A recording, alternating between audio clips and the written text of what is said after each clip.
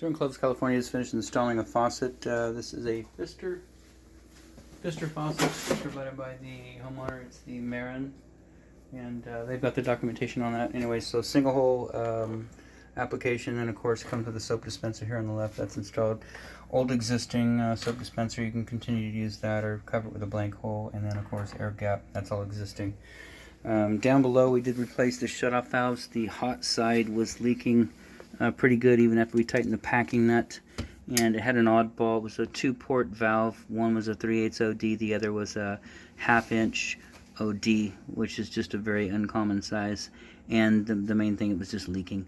Other side was 1/2 inch FIP, or female iron pipe threads. We could have reused that, but we just upgraded them. They're going to be remodeled here at some point. So you now have 1/4 turn shut-off valves on both sides, hot and cold.